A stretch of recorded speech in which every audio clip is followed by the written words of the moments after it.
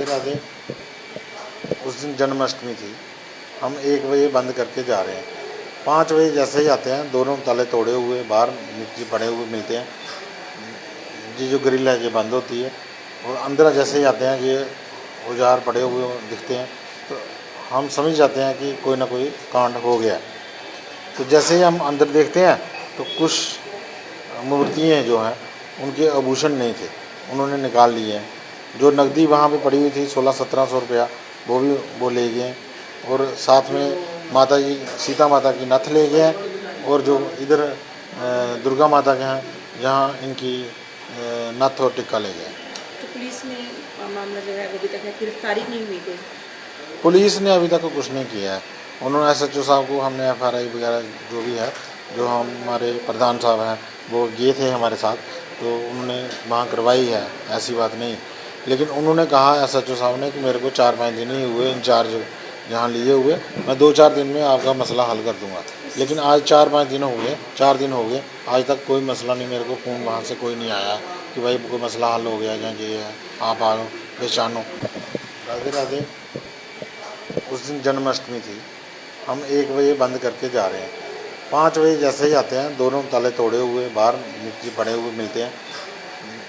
ये जो ग्रिल है ये बंद होती है और अंदर जैसे ही आते हैं ये औजार पड़े हुए दिखते हैं, तो हम समझ जाते हैं कि कोई ना कोई कांड हो गया।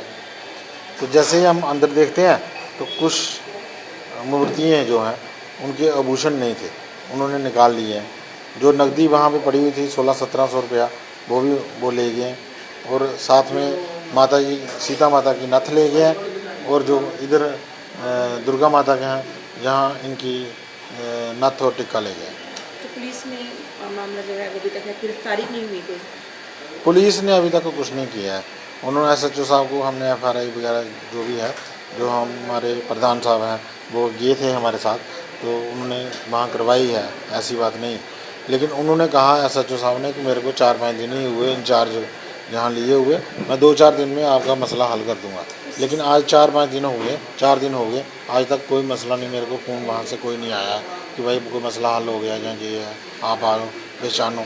हमने CCTV फुटेज भी उनको निकाल करके दे दी है, क्योंकि वो काम तो उनका है निकालने का। कम से कम भी एक ही चोर था, लेकिन जो चोर हो ना, जिसका नाम है चोर, चोर और र, ये चोर जो है ना शब्द, इसके आगे क्या करना चाहिए कि 20-25 साल की सज़ा लगानी चाहिए कम से कम। फिर 25 साल की सज़ा, और जो मर्डर करे उसको पूरी उम्र कारावास में रहे। नशा भी एक बड़ा कारण है। नशा तो है ही है। वो जब उनको कुछ नहीं मिलता है तो फिर वो क्या करते हैं कि इसका नाम क्या, चोरी करने की तरफ चलते हैं। कोई घर से अपने घर से उठा रहा है, कोई किसी के घर से उठा रहा है, कोई मंदिरों से उठा रहा है। ठीक है, मांग यही कर रहे हैं कि सख्त से सख्त कार्रवाई होनी चाहिए। अगर वो पकड़ा जाए तो उसको सीधा अंदर होना चाहिए, और कम से कम भी 20-25 साल की सज़ा होनी चाहिए, कम से कम, इससे कम नहीं होनी चाहिए।